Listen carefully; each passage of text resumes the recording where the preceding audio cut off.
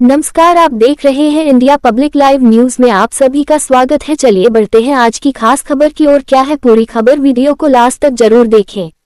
Hotel मालिक की गैरमौजूदगी में दबंगों ने नेगी ग्रैंड होटल पर कब्जा, पत्नी ने लगाई न्याय की गुहार, पीड़िता लगा रही है थाने का चक्कर। अभी तक दबंग के खिलाफ नहीं हुई कोई कार्यवाही। अब यही देखना है कि प्रशासन दबंग के खिलाफ कार्यवाही करती है कि नहीं, पीड़ित को न्याय दिलाता है कि नहीं। क्या नाम है आपका? जी, प्रीति वाजपेयी।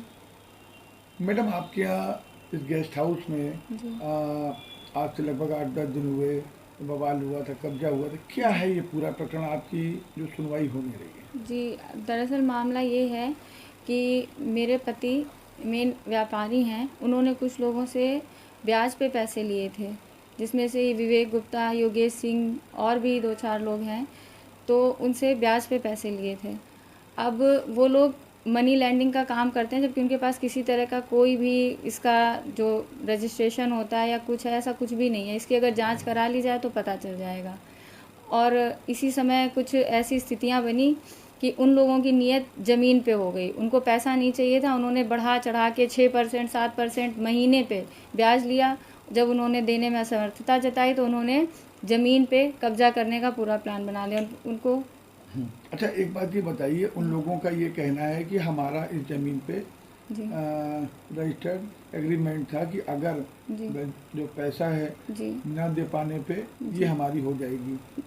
कहाँ तक ये सत्य है? ये बिल्कुल गलत है। इन्होंने रजिस्टर्ड एग्रीमेंट जो किया उसमें क्लियरली लिखा हुआ है, हम आपको दिखा भी सकते हैं कि जब बैनामा होगा, मतलब रजिस्ट्री होगी, तब कब्जा दिया जाएगा। और इन्होंने केवल 2% स्टाम्प ड्यूटी अदा की है, जबकि 2% स्टाम्प ड्यूटी पे कोई कब्जा नहीं होता है।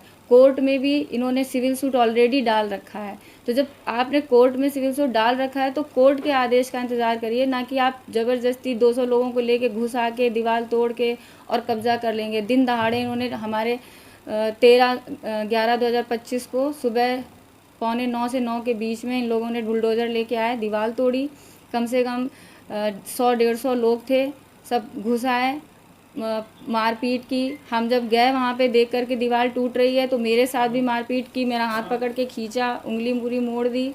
और वहाँ पे मेरे बच्चा 5 महीने का था, मेरे बूढ़े माँ बाप थे, उनको बंधक बना लिया दोनों तरफ से ताला डाल के। और हमसे कह रहे थे ज़्यादा बोलोगी, इधर उधर जाओगी तो इन लोगों को भी ठिकाने लगा देंगे, ऐसे धमकी दे रहे थे। अच्छा, बाद में एक चीज़ और आई थी कि उनके पास में कोई कोर्ट के आदेश है कि आप लोग कब्जा करें। कोई कोर्ट का आदेश नहीं है। यदि है तो पुलिस ने क्यों नहीं आज तक प्रस्तुत किया, क्यों नहीं दिखाया? आप लोग भी तो पूछने गए थे, क्यों नहीं आज तक दिखा पाए? हमारे पास ज़रूर ये कोर्ट का लिखा हुआ आदेश है, प्रश्न वाला, जिसमें स्पष्ट रूप से लिखा है, कोर्ट ने जवाब दिया है कि ये देखिए जी, कि किसी भी प्रकार का कब्जा दिलाने का कोई आदेश पारित नहीं किया गया है। कोर्ट में विचाराधीन है मामला। हमारे पास आदेश है, अगर उनके पास है तो वो क्यों नहीं दिखाते हैं? मतलब योगी सरकार में हम महिला होके इतना सुरक्षित महसूस करते थे कि योगी जी हमारे साथ कोई बदतमीज़ी नहीं हो सकती, कुछ गलत नहीं हो सकता। दिन दहाड़े सुबह 100-150 लोगों के बीच में जैसी अभद्रता मेरे साथ हुई, हाथ पकड़ के खींचा गया, गंदी गंदी गालियाँ दी गई। अगर कुछ था भी पैसे का लेना देना तो मेरे पति से था, मुझसे क्यों इस तरह का बिहेव किया? और जो भी था वो पैसे का था लेना देना। मतलब इस तरीके से ये कहाँ तक उचित है? और आज तक हमारी ना तो एफआईआर लिखी गई है, ना हमारी कोई बात सुन रहा है। हम सीपी के पास भी गए, सबके पास गए, सारा ये घटनाक्रम पुलिस के आंखों के सामने हुआ है।